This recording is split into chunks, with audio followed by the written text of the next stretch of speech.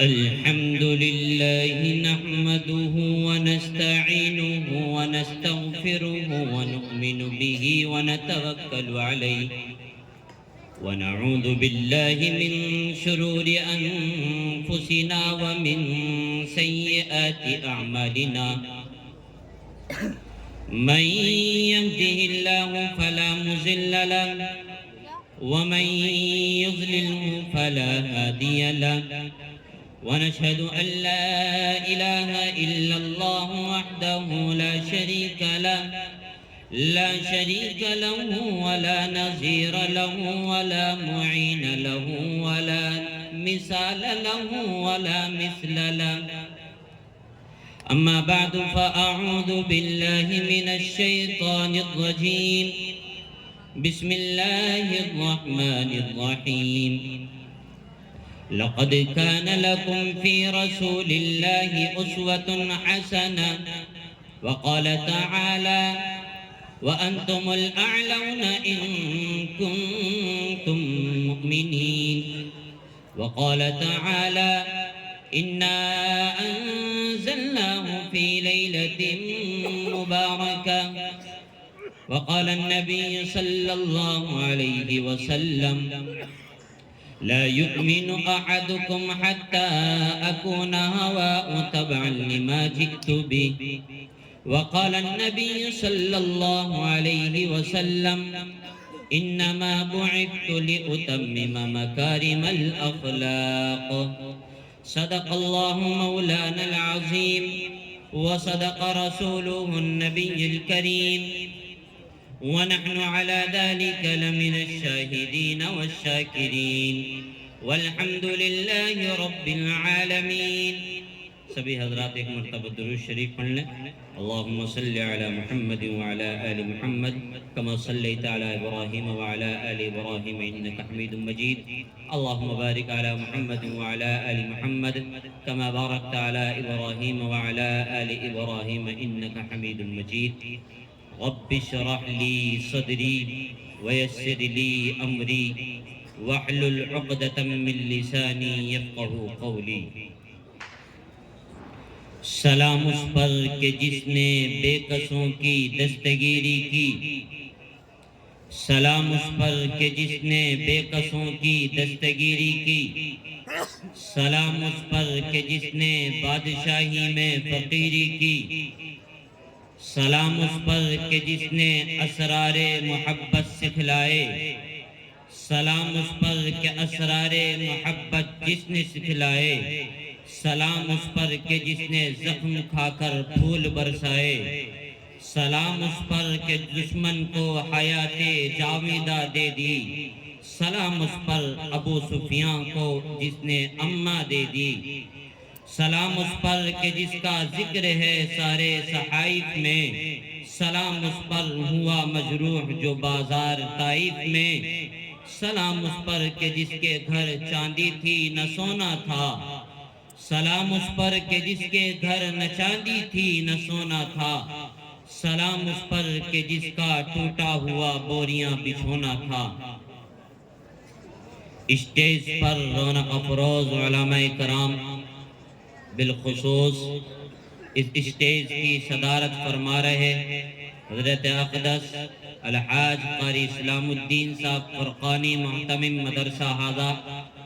اسی طرح میرے استاد محترم حضرت مولانا شمشاد صاحب نوری دامت برکاتہم العالیہ اور مدرسے کے اساتذہ اور دوسرے علماء کرام.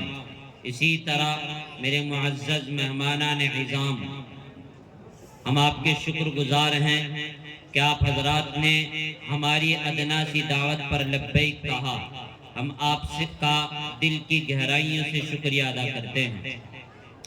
ہمارے بعد دوسرے مقرر حضرت اقدس مفتی محمد دانش صاحب تشریف فرما ہیں. مفتی عیاض صاحب مظاہری تشریف لانے والے ہیں. حضرت مفتی رفاقت صاحب دہلی سے چل چکے ہیں، سفر میں ہیں، راستے میں ہیں. مولانا ہاشم صاحب کلچینی سے وہ بھی چل چکے ہیں. انشاءاللہ آپ حضرات ان لوگوں کا اصل ان علماء کا خطاب سنیں گے، بیان سنیں گے. میں جملہ معترضہ کے طور پر آپ لوگوں کے درمیان حائل ہو گیا ہوں. دعا فرمائیں کہ اللہ تبارک و تعالی چند باتیں کام کی کہلوا دے اور اس سے زیادہ بہتر ہمیں ان باتوں پر عمل کی توفیق عطا فرمائے۔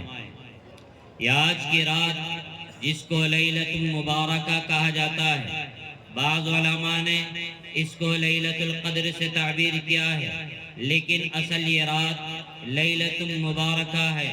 یہ رات کوئی معمولی رات نہیں ہے، یہ رات کوئی خراب رات نہیں ہے۔ اس رات میں جاگنا کوئی معمولی بات نہیں ہے۔ اس رات میں اگر جاگا جاتا ہے تو صرف اللہ کی عبادت کے لیے۔ اس رات میں اللہ کے نبی نے بھی عبادت کی ہے، لیکن اس رات میں اللہ کے نبی نے کوئی عبادت کا مخصوص طریقہ نہیں بتلایا۔ امی عائشہ تشریف فرما ہیں، اللہ کے نبی صلی اللہ علیہ وسلم آرام فرما رہے ہیں۔ امی عائشہ نے دیکھا اللہ کے نبی بستر پر نہیں ہیں، اللہ کے نبی شاید کہیں چلے گئے۔ امی عائشہ سمجھنے لگی کہیں اللہ کے نبی دوسری بیویوں کے پاس تو نہیں چلے گئے، کہیں اللہ کے نبی دوسری زوجات کے پاس تو نہیں چلے گئے۔ امی عائشہ بستر سے کھڑی ہوتی ہیں، امی عائشہ دیکھتی ہیں کہ نہ اس بیوی کے گھر ہیں، نہ اس بیوی کے گھر ہیں، نہ اس بیوی کے گھر ہیں۔ امی عائشہ پریشان ہوئی۔ امی عائشہ نے دیکھا کہ اللہ کے نبی نہ اس گھر میں ہیں، نہ گھر کے دامن میں ہیں، نہ ہی آنگن میں ہیں، نہ ہی کمرے میں ہیں۔ اللہ کے نبی آخر گئے تو کہاں گئے؟ امی عائشہ ڈھونڈتی اور تلاش کرتی ہوئی گھر سے باہر نکلتی ہیں۔ وہ دیکھتی ہیں کہ سامنے قبرستان ہے، جس کا آج آپ اور میں جنت البقیع کے نام سے جانتے ہیں۔ یہ وہ قبرستان ہے کہ اگر اس کے اندر کسی کو دفن کیا جائے تو اللہ کے نبی کے قدموں میں ہوتا ہے، اللہ کی قسم اس کی مغفرت کر دی جاتی ہے۔ وہ بڑا خوش نصیب ہے جو اس قبرستان میں موجود ہو۔ فضائل اعمال کے مصنف اسی قبرستان میں تشریف فرما ہے۔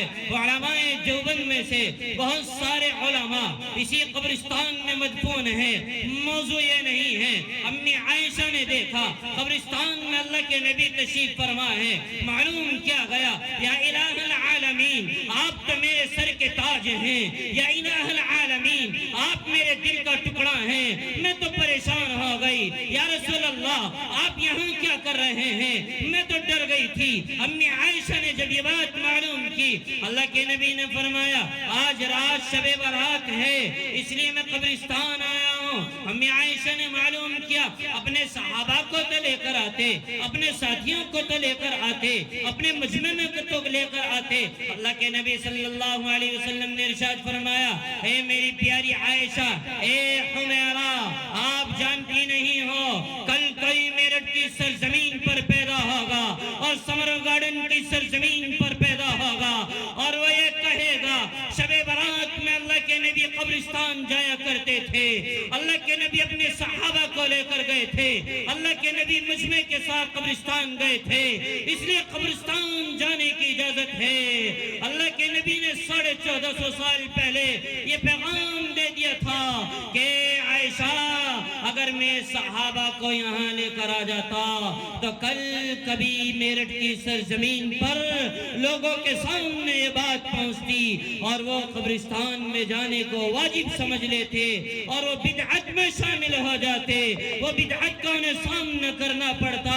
کل بدعت ضلالہ، وہ بدعت جو گمراہی کی طرف لے جاتی ہے وہ اس گمراہی میں مبتلا ہو جاتے۔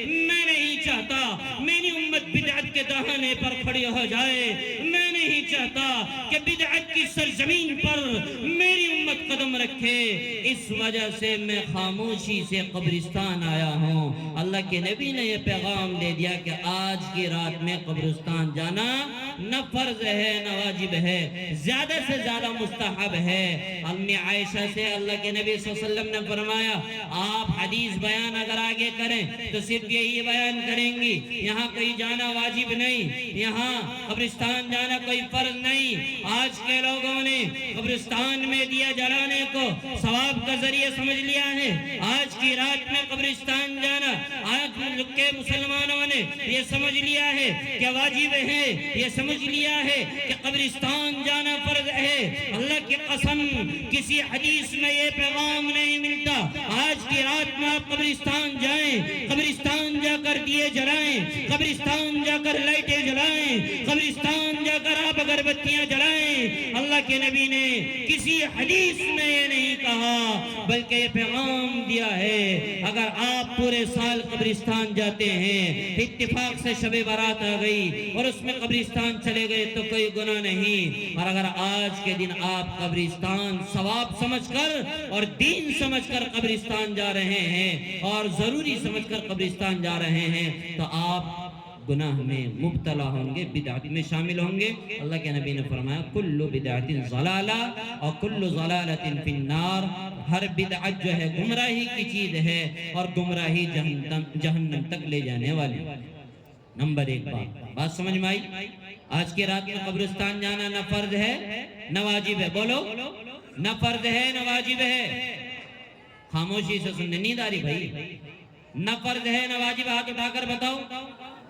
آج کے دن اگر دین سمجھ کر جائیں گے تو قبرستان جانا کیا ہے؟ بدعت، نمبر ایک۔ نمبر دو، اللہ کے نبی صلی اللہ علیہ وسلم نے ارشاد فرمایا کہ آسمان دنیا یہ بالکل دنیا کے قریب ہے۔ آج کی رات شب برات جس کو لیلۃ المبارکہ کہا گیا، آج کی رات میں اللہ تعالی آسمان دنیا پر تشریف فرما ہوتے ہیں۔ لوگ کہیں گے کہ بھئی اللہ تعالی تو ہر جگہ موجود ہے نا، اللہ تعالیٰ تو ہر جگہ موجود ہے، پھر آسمان دنیا پر بھی ہے، یہاں بھی ہے، وہاں بھی ہے۔ میں کہوں گا اللہ کی قسم اللہ ہر جگہ موجود ہے، یہاں بھی ہے، وہاں بھی ہے، لیکن اللہ کی رحمت آسمان دنیا پر جلوہ فروز ہوتی ہے اور اللہ کی رحمت جوش مارتی ہے۔ آج کی رات میں اعلان کر دیا جاتا ہے کوئی مغفرت طلب کرنے والا، فرشتوں سے کہا جاتا ہے آج کی رات سے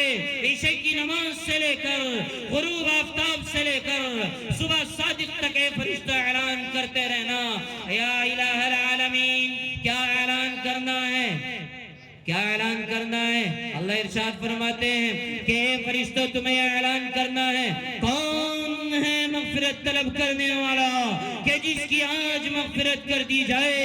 اے سمر گڑن والو دل پر ہاتھ رکھ کر سن لینا، اللہ اعلان کر رہا ہے آسمان دنیا سے اور یہ پیغام دے رہا ہے کون ہے مغفرت طلب کرنے والا کہ جس نے پوری زندگی گناہ کیے ہوں، جو زنا میں مبتلا رہا ہو، جو بدکاری میں مبتلا رہا ہو، جو گناہوں کی دلدل میں ڈوبا ہوا ہو، جو قبرستان جو ہے سمندر میں گناہوں کے ڈوبا ہوا ہو اور اسے توبہ کی توفیق نہ ہو۔ سمر گارڈن کی سرزمین پر کبھی شب برات کی رات میں جلسہ سجایا جائے گا، علماء آئیں گے اور کہہ کر چلے جائیں گے، عمل اگر کرے گا تو فائدہ ہوگا۔ کیا عمل کرنا ہے؟ اللہ کہہ رہا ہے کون ہے کہ جس نے ساری زندگی گناہ کیا ہو، کہ جس نے شراب نوشی نہ چھوڑی ہو، جس نے چوری نہ چھوڑی ہو، جس نے زنا نہ چھوڑا ہو، جس نے جو ہے موبائل کا غلط استعمال نہ چھوڑا ہو۔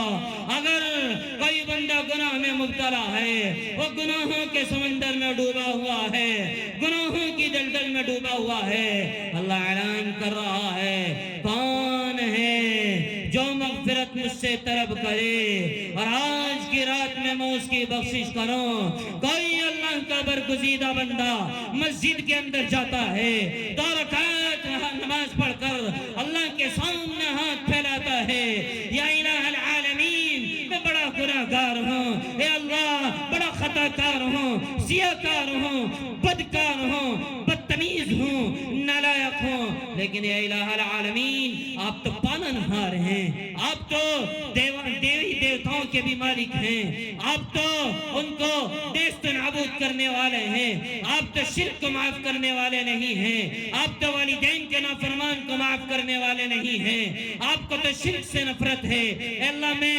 شرک سے بھی توبہ کرتا ہوں، میں والدین کے نافرمانی سے توبہ کرتا ہوں، میں شراب نوشی سے توبہ کرتا ہوں۔ اللہ سے لو لگا کر کوئی اللہ کا نیک بندہ برگزیدہ بندہ کونے میں بیٹھ کر اللہ سے کہتا ہے اے اللہ آج کی رات میں تو مجھے پکار رہا ہے، لبیک یا اللہ، لبیک یا اللہ، میں حاضر ہوں، اے اللہ مجھے معاف فرما دے۔ اللہ کی قسم اللہ کی رحمت جوش میں آئے گی اور آپ ہوں گے اور اللہ ہوگا، آپ کے بیچ میں کوئی تیسرا نہیں ہوگا، آپ کی مغفرت کر دی جائے گی۔ ہم نے اس رات کو کائے کے لیے بنایا ہے؟ اللہ کی رحمت آسمان سے اعلان کر رہی ہے کوئی مغفرت طلب کرنے والا، لیکن نوجوان آتش بازی میں لگا ہوا ہے، نوجوان سریاں چھڑا رہا ہے، نوجوان پٹاخے پھوڑ رہا ہے۔ اللہ کی رحمت آسمان دنیا سے اعلان کر رہی ہے کون ہے مغفرت طلب کرنے والا، لیکن یہ سمر گارڈن کا نوجوان کہتا ہے اے اللہ مجھے تیری بات نہیں ماننی ہے، تیری رحمت کا نزول آ رہا ہے، لیکن میں اسی رحمت کی طرف آتش بازی کروں گا۔ یہ اعلان کر رہا ہے اللہ سے جنگ کا، یہ اعلان کر رہا ہے اللہ کی حکومت سے جنگ کا، یہ اعلان کر رہا ہے یا الہ العالمین تیری رحمت پڑے ہی جوش میں ہاں، تیری رحمت پڑے ہی آسمان سے تیری رحمت کا نزول ہو رہا ہاں، لیکن میں آتش بازی کروں گا، آج کی رات میں شراب نوشی کروں گا۔